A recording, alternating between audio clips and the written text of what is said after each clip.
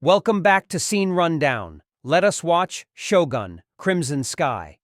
In the opening scene of Shogun Episode 9, a flashback shows Mariko fleeing her house repeatedly while pregnant because she was unable to bear the daily humiliation she was subjected to as a result of her father's behavior. At that point, Mariko was contacted by Father Martin Alvido, also known as Tsuji, who greeted her warmly as a new convert to Christianity. Back to present, Mariko, John, Yabushige, and the rest of their group traveled to Osaka to face Ishido. John notices that the Portuguese are still defrauding the Japanese in their economic dealings. They then make their way to the castle. Mariko restates that Ishido is enslaving the families of the regents in Osaka, which is the reason behind his actions. Yabushige, in the meantime, restates the suggestion they will make to Ishido. When Mariko gets back together with Lady Shisu and Kiri, they bemoan the circumstances that force them to live. Then we see the Portuguese speculating briefly about what Toranaga and his delegates are going to do. Martin believes of Toranaga's surrender as he witnessed, but Dell'Acqua thinks otherwise. Then we see the conference involving Yabushige, John, Ochiba, Mariko, Ishido, the regents, and their families. After Kiyama and Yabushige exchange a few words regarding their objectives, Yabushige abruptly declares that he and John will provide Ishido with all of their available artillery. Kiyama laughs at this notion because he wants the church to judge John.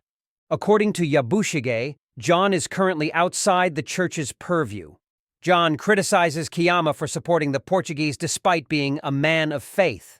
In essence, Kiyama responds that it is all business and that the Portuguese should be his allies because they were there first. That being said, Ishido rejects Yabushige and John's offer of allyship, making the meeting a complete failure for them.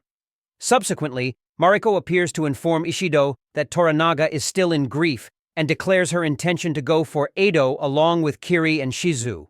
Ishido is clearly holding people captive in order to ensure that his ideas are approved without challenge, as he starts to openly oppose Mariko's departure from Osaka along with Kiri and Shizu. Ishido refuses to budge, telling Mariko that she must wait for the regents to make a decision regarding her ability to go. Yabushige is visibly shocked and incensed over her choice to speak out against Ishido, particularly given that he is attempting to acquire the dictator's trust. When John tries to figure out why Mariko is acting in the ways that she is, she just asks that he keep his mouth shut. Ryuji treats his mother disrespectfully for standing up to Ishido. It seems like all the Nazi propaganda that permeates Osaka has indoctrinated him. Mariko goes on with her plan to leave the palace even if that upsets her. The palace guards stood in their way. Everyone else is on top watching Mariko defy Ishido's order. There is a lot of bloodshed. Mariko is compelled to pick up a weapon. It is made clear by Kiyama and Ono that they are terrified to take action against Ishido, because doing so would put their families' lives in danger. Mariko ultimately proves what she set out to establish, which is that Ishido rules Osaka with an iron fist. In order to prevent a single individual from controlling all of the nation's policies and decisions, the Taiko instituted the system of regents. And until the heir became old enough to govern, these regents were meant to uphold the current state of affairs. Ishido has disregarded the Taiko and gone against this decision by behaving in an autocratic manner. Mariko declares that she would commit suicide at the end of the day because she is unable to serve her lord, Toranaga. Because Mariko is a Christian, she begs Lord Kiyama to be her second in order to avoid being sent to hell. Even though Ochiba warns Ishido that if Mariko dies, there will be an insurrection that he won't be able to put down, Ishido stops Kiyama from doing so. However, if Ishido lets Mariko go, he will also have to let everyone else go, which is something he prefers not to do.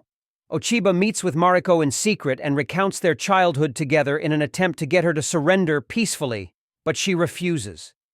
She advises her to stop playing games. Mariko is adamant about sticking to her course of action because she feels it is correct. As the mother of the heir, Mariko informs Ochiba that she has the authority to put an end to this whole situation. Ochiba sheds her icy facade and displays emotion for the first time. John makes an unsuccessful attempt to stop Mariko from ending her own life. Thus, John aggressively tramples over the compound's arid garden.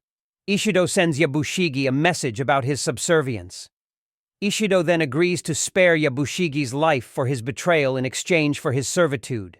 Mariko goes to her seppuku ritual after Father Martin leads a joint prayer. As Kiyama fails to appear, John chooses to be her backup. Just when Mariko is about to pierce her heart, Ishido suddenly shows up with her permit to leave stops her suicide.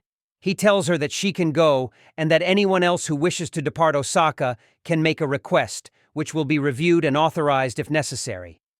As they prepare to depart Osaka at the end of Shogun, Episode 9, everyone appears to be in a festive mood. Later that night, Blackthorne and Mariko profess their love for each other. Having accepted Ishido's offer, Yabushige allows an army of shinobi to infiltrate the castle, but Blackthorne prevents them from kidnapping Mariko. Amid the chaos, Blackthorne, Mariko, Yabushige, and Toranaga's consorts lock themselves in a storehouse, but after the shinobi set up explosives to blow open the door, Mariko willingly stands in front of it to protest Ishido and is killed by the explosion, horrifying Blackthorne. Thank you for watching. Please like and subscribe for the next video.